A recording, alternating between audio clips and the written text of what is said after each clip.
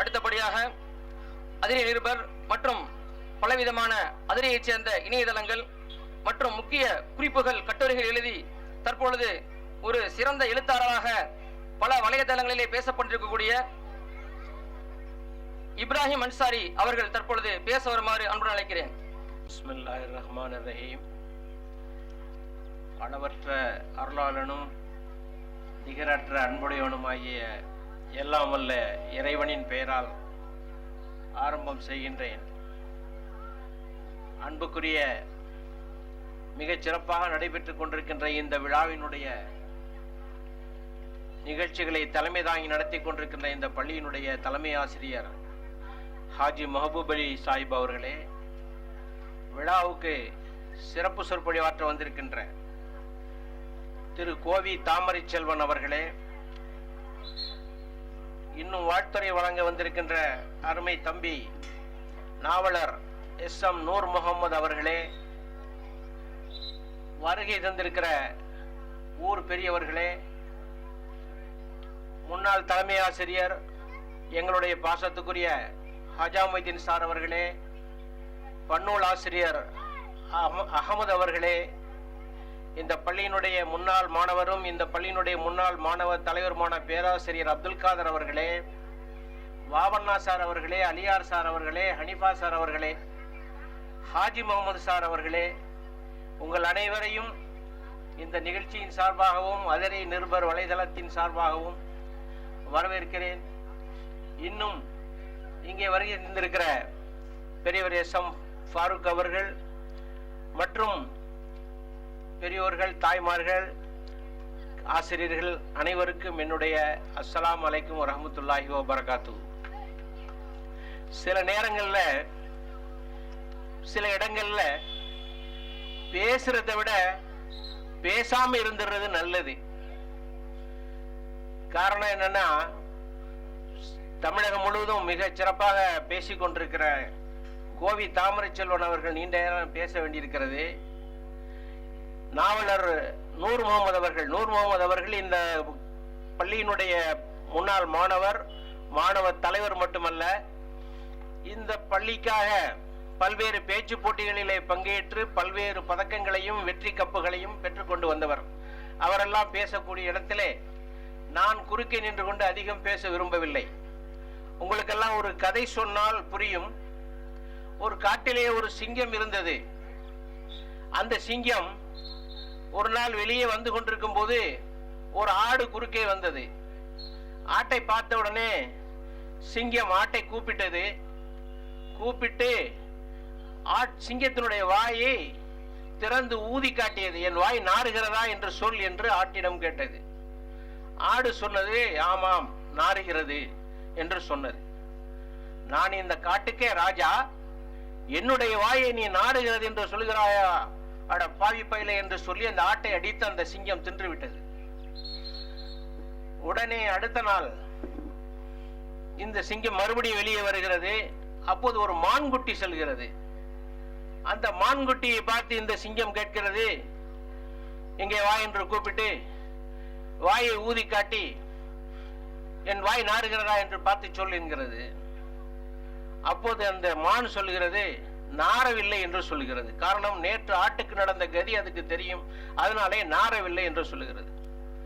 என்னுடைய காட்டிலே பொய் சொல்லக்கூடியவன் இருக்கக்கூடாது என்று அதையும் அடித்து சாப்பிட்டு விடுகிறது. அங்கே உண்மை சொன்ன ஆட்டையும் சாப்பிட்டது, பொய் சொன்ன மானையும் சாப்பிட்டது. மூன்றாவது நாள் ஒரு நரி வருகிறது. அந்த நரியை பார்த்து இங்கே வா என்று கூப்பிட்டு வாயை ஊதி காட்டுகிறது, நாடுகிறதா பார்த்து சொல் என்று. அதற்கு நரி சொல்லுகிறது, இந்த பக்கம் பார்க்கிறது ஆட்டுடைய தோல் கிடக்குது, அந்த பக்கம் பார்த்தா மானுடைய தோல் கிடக்குது. உடனே நரி சொல்லுது, எனக்கு 3 நாளா ஜலதோஷம், மூக்கடப்பு, அதனால எனக்கு தெரியாது அப்படின்னு சொல்லுது. இதை ஏன் சொல்றேன்னு சொன்னா, சில இடத்துல பேசுறதை விட பேசாம இருந்துக்கிறது ரொம்ப நல்லது. அந்த முறையில என்னுடைய பேச்சை நான் முடித்துக் கொள்வதற்கு முன்பாக, அவர்களுக்கெல்லாம் வழிவிட்டு முடித்துக் கொள்வதற்கு முன்பாக, மிக அருமையான சூழ்நிலையில இந்த விழா நடந்து கொண்டிருக்கிறது. ஒன்று, குடிப்பதற்கு தண்ணீர் அது எவ்வளவு முக்கியம் என்பது இங்க இருக்கக்கூடிய ஊரில் இருக்கக்கூடிய முக்கியமான அரசியல் பிரமுகர்கள், பேரூராட்சி தலைவர் அவர்கள், மரியாதைக்குரிய ராம குலசேகரன் அவர்கள், காலங்காலமாக எங்களுடைய மிகவும் மரியாதைக்குரிய குடும்பத்தை சார்ந்த MMS அப்துல் கரீம் காக்கா அவர்கள், இவர்களெல்லாம் ஒன்று சேர்ந்து முயற்சி செய்து இங்கே குடி தண்ணீர் பள்ளிக்கு கொண்டு வருவதற்காக செய்திருக்கிற முயற்சியை நீங்கள் அனைவரும் கைதட்டி இன்னொரு முறை பாராட்ட வேண்டும் என்று நான் உங்களிடத்தில் கேட்டுக்கொள்கிறேன். இந்த சூழ்நிலை மட்டுமல்ல, கல்வி மாவட்ட அளவிலே சூப்பர் சீனியர், சீனியர், ஜூனியர் ஆகிய 3 நிலைகளிலேயும் மாவட்ட அளவிலே நீங்கள் எல்லாம் கால்பந்து போட்டியிலே நீங்கள் வெற்றி பெற்றிருக்கிற செய்தி, இத்தகைய ஒரு செய்திகளுக்கு இடையிலே இப்படிப்பட்ட இந்த நிகழ்ச்சி நடந்து கொண்டிருப்பது உங்களை எல்லாம் ஊக்கப்படுத்துவதற்காகவும் ஆர்வப்படுத்துவதற்காகவும் நடக்கிறது. அத்துடன் எங்களை எல்லாம் பயிற்றுவித்த எங்களுடைய அருமை ஆசிரியர்கள், யார் யார் ஊரிலே ஓய்வு பெற்றவர்கள் இருக்கிறார்களோ அவர்களை எல்லாம் அழைத்து நாங்கள் மரியாதை செய்ய வேண்டும்.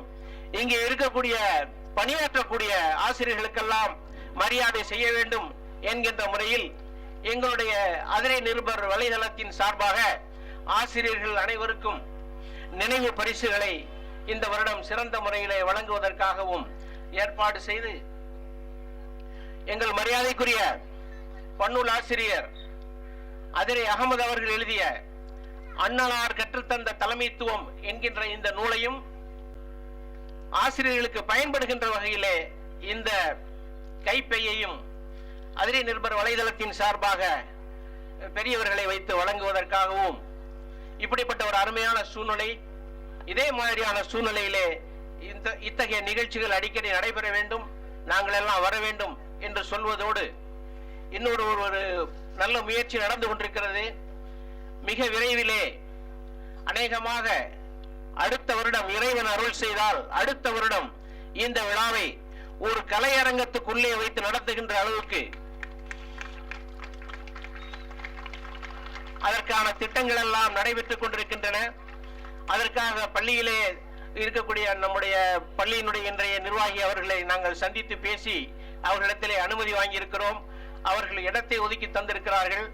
அதிரே நிருபர் வலைதளத்தின் சார்பாக ஒத்துழைப்போடு, முன்னாள் மாணவர்கள் அனைவருடைய ஒத்துழைப்போடு அப்படி ஒரு கலையரங்கம் இங்கே கட்டித்தரப்படும். இன்ஷா அல்லாஹ் அடுத்த வருடம் அந்த நிகழ்ச்சியிலே அதை திறப்பு விழாவாக இந்த விழாவையும் சேர்த்து நாம் நடத்துவோம்.